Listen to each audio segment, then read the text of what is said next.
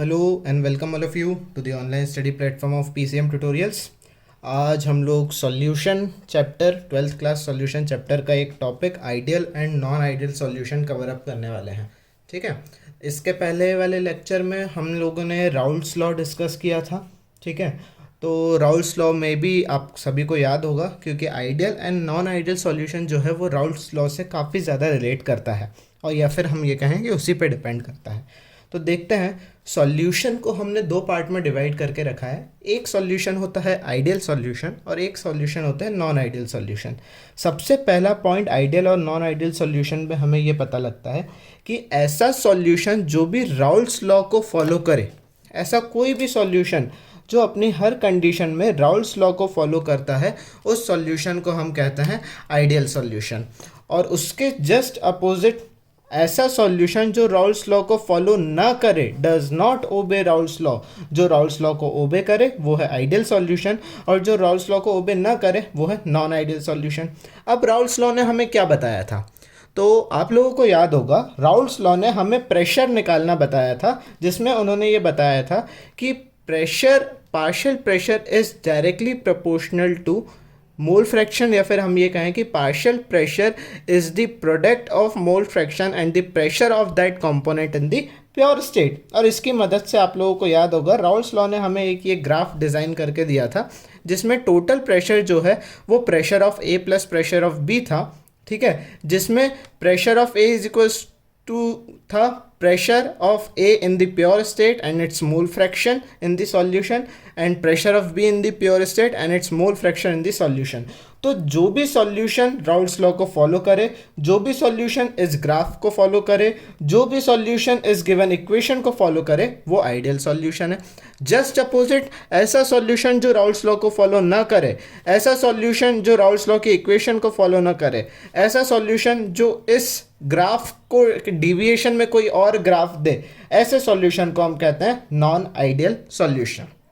ठीक है, next point हमें यह पता लगता है कि अब उसने बोला कि वो राउल्स लॉ को फॉलो करेगा, यानी कि थियोरिटिकली उसने हमें जो प्रेशर कैलकुलेट करने के लिए उसने हमें जो इक्वेशन दी है, जब हम उससे प्रेशर कैलकुलेट करेंगे, यानी कि P थियोरिटिकली राउल्स लॉ ने हमें जो प्रेशर कैलकुलेट करने के लिए इक्वेशन दी है, जब हम उससे प्रेशर कैलकुलेट करेंगे और जब हम प्रैक्टिकली उस प्रेशर को ऑब्जर्व करेंगे, दोनों प्रेशर इक्वल आते हैं, इसका मतलब वो राउल्स लॉ फॉलो कर रहा है। दैट इज सेकेंड पॉइंट जो हमारा ये बना कि theoretical pressure will always be equal to observed pressure, और just opposite non ideal solution में theoretical pressure will not be equal to observed pressure। ठीक है, नेक्स्ट पॉइंट हम ये देखते हैं। नेक्स्ट पॉइंट में उसने हमें ये समझाया कि del V mixing will always be equal to zero।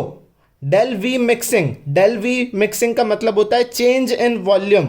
For example, अगर आपने A को मिलाया 10 ml, B को मिलाया 5 ml, दोनों को जब हम मिलाएंगे तो हमारा जो फाइनल वॉल्यूम जो बनेगा वो बनेगा 15 ml, यानी कि 10 + 5 = 15।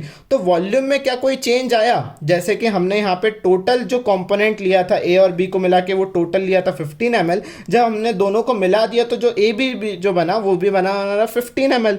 तो वॉल्यूम में कोई भी चेंजेस नहीं आया, यानी कि अगेन ऐसा सॉल्यूशन जो राउल्स लॉ को फॉलो करे, जो राउल्स लॉ की इक्वेशन को फॉलो करे, राउल्स लॉ के ग्राफ को फॉलो करे, जिसमें theoretical pressure will always be equal to observe pressure हो, और जिसमें वॉल्यूम मिक्सिंग के दौरान वॉल्यूम में कोई भी चेंजेस ना आए।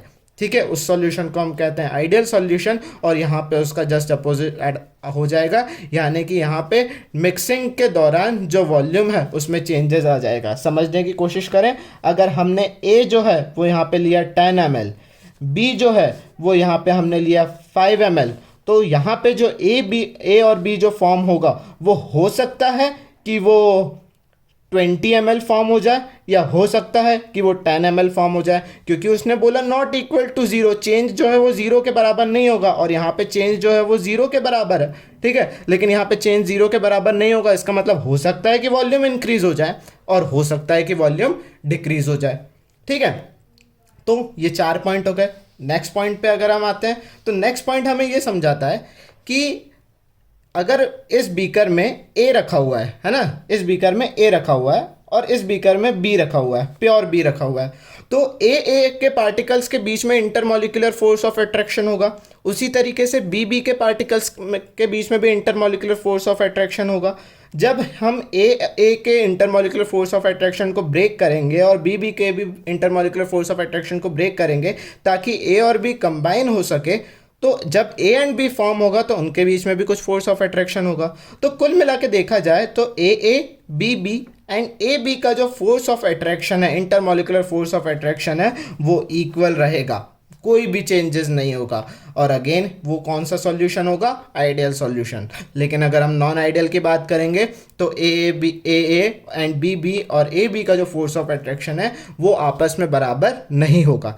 बराबर नहीं होगा मतलब हो सकता है कि ए और बी का फोर्स ऑफ अट्रैक्शन ज़्यादा हो ए बी से, या फिर हो सकता है कि ए बी का फोर्स ऑफ अट्रैक्शन ज़्यादा हो ए एंड बी से।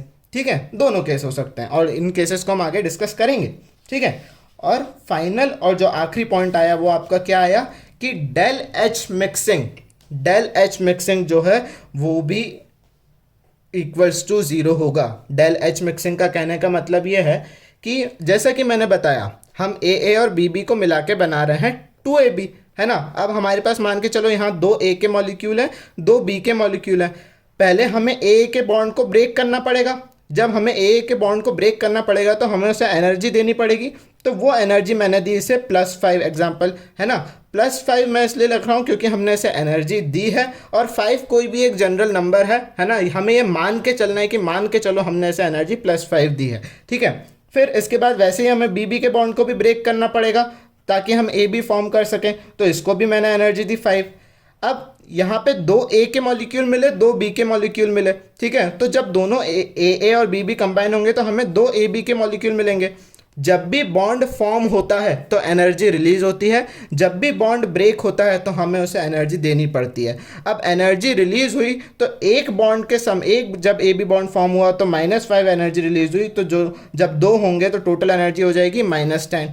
तो जब हमने देखा यहाँ पे टोटल जो एनर्जी का जो हमने इसे एनर्जी दी वो दी +5, यहाँ पे हमने जो इसे टोटल एनर्जी दी +10, और यहाँ पे जब हमने इसे टोटल एनर्जी रिलीज हुई वो थी -10। तो टोटल जो इसका जो चेंज होगा, है ना, डिफरेंस होगा, वो 0 के बराबर होगा। That is del H mixing will always be equal to 0। और यहाँ पे अगर हम देखेंगे तो यहाँ पे क्या होगा, जब हम ए को बॉन्ड को ब्रेक करेंगे और यहाँ पे बी के बॉन्ड को ब्रेक करेंगे और फॉर्म करेंगे हम 2AB, तो हो सकता है कि यहाँ पे हमने इसे 5 एनर्जी दी +5, यहाँ पे भी हमने इसे +5 एनर्जी दी। ठीक है, लेकिन यहाँ पे केस हो सकता है ये दोनों मिलके ये जो एनर्जी रिलीज करें ये कम एनर्जी रिलीज करें, या फिर ये दोनों जो मिलके एनर्जी रिलीज करें वो ज़्यादा एनर्जी रिलीज करें। ठीक है, -12। तो दोनों केस हो सकते हैं, यानी कि कुल मिला के del H will not be equal to 0। अब केस क्या होगा कि हो सकता है वो 0 से बड़ा हो सकता है वो 0 से छोटा हो, है ना। तो ये आपका था this is all about your Raoult's law. Hope so इतना आपको समझ में आया होगा। नेक्स्ट टॉपिक में हम इसके राउल्स लॉ के टाइप्स को डिस्कस करेंगे। तो नेक्स्ट जो हमारा टॉपिक है वो है आइडियल सॉल्यूशन के टाइप्स। आइडियल सॉल्यूशन के टाइप्स यानी कि नॉन आइडियल सॉल्यूशन के टाइप्स, सॉरी, है ना। तो नॉन आइडियल के सॉल्यूशन के टाइप्स का मतलब क्या है? जैसा कि मैंने बताया था, जो राउल्स लॉ को फॉलो करे वो है आइडियल, जो राउल्स लॉ को फॉलो ना करे वो है नॉन आइडियल।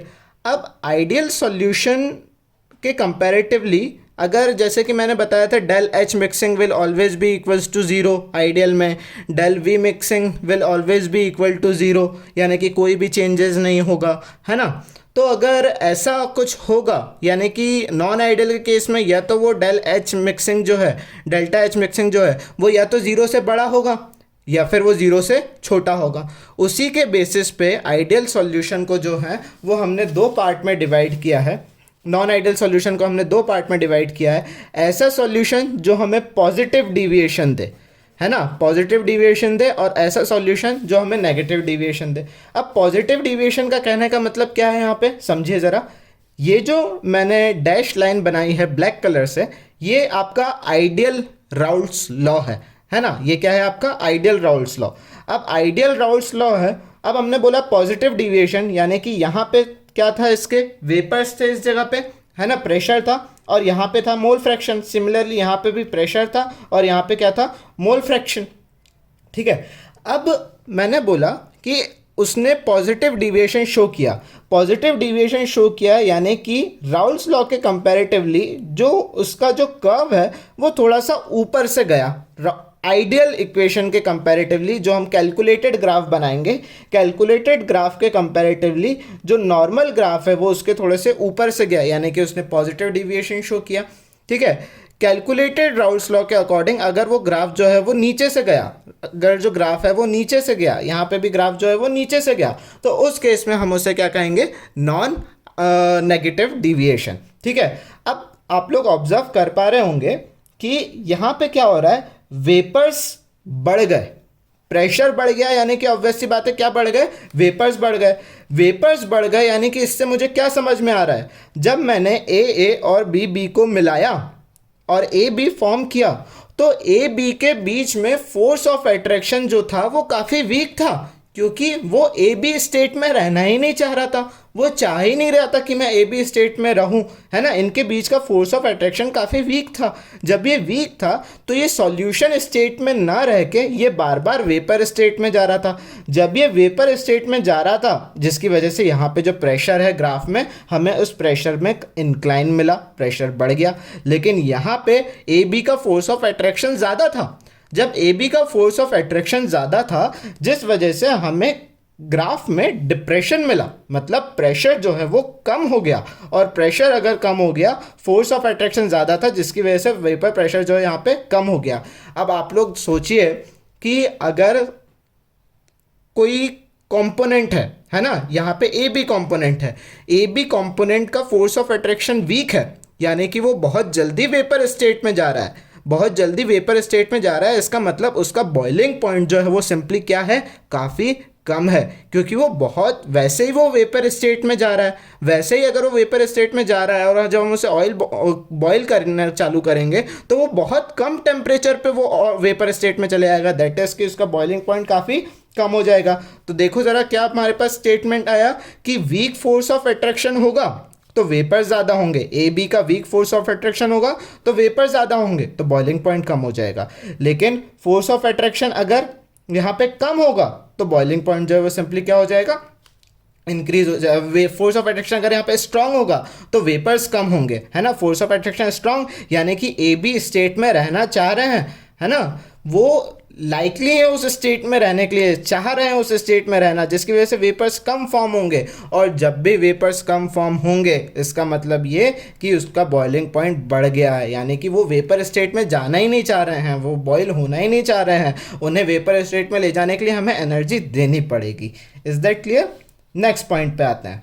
अब देखो ज़रा कि वेपर्स ज़्यादा फॉर्म हो रहे हैं, यानी कि कंपेयर करें ज़रा हम, शायद आप लोग को पता होगा आइडियल सॉल्यूशन में ए बी का जो फोर्स ऑफ अट्रैक्शन था वो ए और बी के बराबर था, लेकिन नॉन आइडियल में ए बी का जो फोर्स ऑफ अट्रैक्शन है वो ए और बी के बराबर नहीं होगा। अब पॉजिटिव डिविएशन शो किया यानी कि वेपर ज़्यादा बने, वेपर ज़्यादा बने यानी कि वो ए बी का जो बॉन्ड है वो वीक था, और ए बी का बॉन्ड वीक था, यानी कि हमारा जो अगला स्टेटमेंट आएगा वो क्या आएगा कि A B force of attraction will less than A force of attraction और बी फोर्स ऑफ अट्रैक्शन। और नेगेटिव डिविएशन में A B force of attraction is greater than, क्योंकि यहाँ पे वेपर्स कम हो गए हैं, मतलब वो ए बी स्टेट में रहना चाह रहे हैं, मतलब ए बी का बॉन्ड स्ट्रांग है, यानी कि ए बी का बॉन्ड स्ट्रांग है, यानी कि A B force of attraction is greater than A and B force of attraction. कोई दिक्कत यहाँ तक, कोई परेशानी नहीं? आगे बढ़ते हैं। देखो जरा, डेल वी मिक्सिंग आइडियल में क्या था, del V mixing will be equal to what, zero. Del V mixing equals to what, zero, यानी कि इसका मतलब क्या है कि ए जो फोर्स ऑफ अट्रैक्शन है ना, देखो जरा, पॉजिटिव डिविएशन में चेंज इन वॉल्यूम जो है वो इंक्रीज हो जाएगा।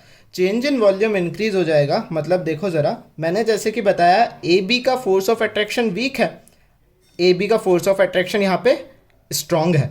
अब ए बी का फोर्स ऑफ अट्रैक्शन अगर वीक होगा तो ए बी के बीच में जो डिस्टेंस है वो भी ज़्यादा होगा। अगर फोर्स ऑफ अट्रैक्शन ज़्यादा होगा तो डिस्टेंस भी कम होगा। अब डिस्टेंस यहाँ पे कम है तो वॉल्यूम ऑक्यूपाई जो है वो भी क्या हो जाएगा, कम हो जाएगा। वॉल्यूम ऑक्यूपाई कम हो जाएगा मतलब ये चाह रहे हैं ए बी बॉन्ड फॉर्म करना। अगर ये ए बी बॉन्ड फॉर्म करना चाह रहे हैं इसका मतलब सिंपली क्या है कि ये स्टेट में रहना चाह रहे हैं और इनके बीच में बॉन्ड इतना ज़्यादा स्ट्रॉन्ग फॉर्म होगा कि ये बहुत ज़्यादा क्लोज आ जाएंगे। लेकिन ये ए बी बॉन्ड फॉर्म करना नहीं चाह रहे हैं, है ना, तो इनका बीच का जो बॉन्ड है वो भी बढ़ जाएगा, बीच का डिस्टेंस भी बढ़ जाएगा और वॉल्यूम ऑक्यूपाई जो है वो भी ज़्यादा हो जाएगा। जिसकी वजह से अगर मैंने 10 ml ए मिलाया और 10 ml बी मिलाया, यहाँ पे इनके बीच का बॉन्ड वीक है, जिसकी वजह से ये दूर दूर रहेंगे, जिसकी वजह से वॉल्यूम ज़्यादा ऑक्यूपाई करेंगे। और फाइनली जो इसका वॉल्यूम है वो आइडियली होना चाहिए था 20 ml, लेकिन हो सकता है वॉल्यूम बढ़ गया तो वो 20 ml ना हो के वो कितना वॉल्यूम हो जाए, 25 ml। और यहाँ पे मैंने अगर 10 ml ए मिलाया और 10 ml बी मिलाया तो यहाँ पे जब ए बी फॉर्म होगा तो इनके बीच का फोर्स ऑफ अट्रैक्शन इतना ज़्यादा स्ट्रांग रहेगा जिसकी वजह से वॉल्यूम ऑक्यूपाई वो कम हो जाएगा। तो हो सकता है वॉल्यूम जो यहाँ पे ए बी का जो वॉल्यूम फॉर्म हो वो 15 ml फॉर्म हो जाए। ठीक है, तो ये आपका change in volume positive deviation में विल ग्रेटर देन ज़ीरो और यहाँ पे change in volume negative deviation में लेस देन ज़ीरो। ठीक है, नेक्स्ट जो आपका पॉइंट है वो क्या है, वो है del H mixing will be greater than zero और यहाँ पे del H mixing will be less than zero. Del H mixing greater than zero से कहने का मतलब यहाँ पे क्या है कि जब यहाँ पे बॉन्ड फॉर्म होगा तो नया बॉन्ड फॉर्म करने के पहले हमें पुराने बॉन्ड को ब्रेक करना पड़ेगा। नया बॉन्ड फॉर्म करने के पहले पुराने बॉन्ड को ब्रेक करने का मतलब कि हम पहले ए के बॉन्ड को ब्रेक करना पड़ेगा, बी के बॉन्ड को ब्रेक करना पड़ेगा, तब जाके ए बी का बॉन्ड फॉर्म होगा।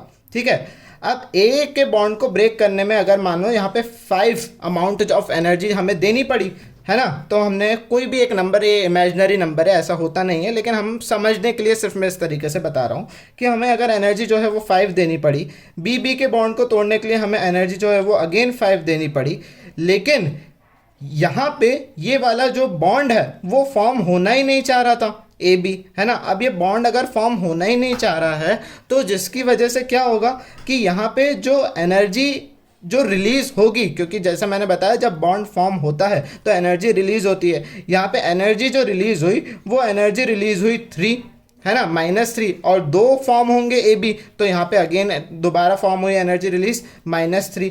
तो यहाँ पे टोटल जो एनर्जी हमें देनी पड़ी वो देनी पड़ी 10 और यहाँ पे टोटल जो एनर्जी रिलीज हुई वो हुई -6 और इसका जो डिफरेंस आ गया वो आ गया 4, है ना, यानी कि इज ग्रेटर देन ज़ीरो। लेकिन वही अगर del H less than zero है यानी कि हमें एनर्जी देनी पड़ी 5, यहाँ पे बी को एनर्जी ब्रेक करने के लिए एनर्जी देनी हमें पड़ी 5, लेकिन जो टोटल एनर्जी जो यहाँ पे रिलीज हुई, ये प्लस नहीं है माइनस है, सॉरी, है ना, तो टोटल एनर्जी जो यहाँ पे रिलीज हुई वो ही -12, यानी कि एनर्जी जो है वो ज़्यादा रिलीज हुई, है ना, यानी क्योंकि ये वाला जो बॉन्ड है वो फॉर्म होना चाह रहा था, इसने ज़्यादा एनर्जी रिलीज करी और यहाँ पे एनर्जी यानी कि जो चेंज इन एनर्जी हो गया वो क्या हो गया, यहाँ पे ज़्यादा कम हो गया यहाँ पे। ठीक है, डिफरेंस जो है एनर्जी का रिलीज का वो यहाँ पे कम हो गया और फाइनली यहाँ पे हमें पता चला कि यहाँ पे del H mixing will be greater than zero, del H mixing will be less than zero. आखिरी में हमने क्या देखा कि ऑब्जर्व प्रेशर जो है, यहाँ पे ऑब्जर्व प्रेशर ग्राफ के अकॉर्डिंग बढ़ गया, थ्योरेटिकल प्रेशर जो हम कैलकुलेट करेंगे इक्वेशन के अकॉर्डिंग, इक्वेशन हमारी क्या थी कि P T equals to P A plus P B, इसके अकॉर्डिंग जो हम प्रेशर कैलकुलेट करेंगे वो हमें कम मिलेगा और नेगेटिव डिविएशन में ऑब्जर्व प्रेशर जो है वो कम रहेगा, थ्योरेटिकल प्रेशर जो है वो ज़्यादा रहेगा। एग्जाम्पल के बेसिस पे हम समझे।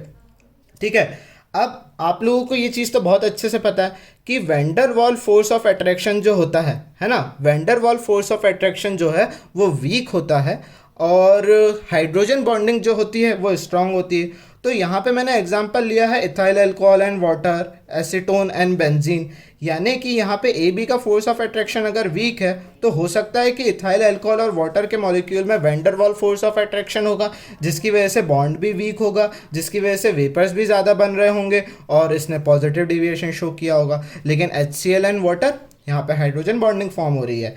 NH O3 एंड वाटर, यहाँ पे भी हाइड्रोजन बॉन्डिंग फॉर्म हो रही है, जिसकी वजह से बॉन्ड जो है वो स्ट्रांग होगा। और इसने कौन सा डिविएशन शो किया है? नेगेटिव डिविएशन शो किया है। तो इस वीडियो को आप लोग पॉज, होप सो आपको समझ में आया होगा। बीच बीच में आप वीडियो को पॉज करके आप इससे नोट्स को कॉपी कर सकते हैं, और कोई भी डाउट हो तो आप मुझे यहाँ पे कांटेक्ट कर सकते हैं। Thank you so much. ये आज का हमारा टॉपिक था, ideal and non ideal solution. Next lecture में, जो कि प्रोबेबली कल रिलीज़ हो जाएगा, कल पब्लिश हो जाएगा, तो नेक्स्ट लेक्चर में हम कोवेलेंट, नेक्स्ट लेक्चर हम कॉलिगेटिव प्रॉपर्टी से हम लोग चालू करेंगे। Thank you so much. मिलते हैं हम लोग नेक्स्ट लेक्चर में।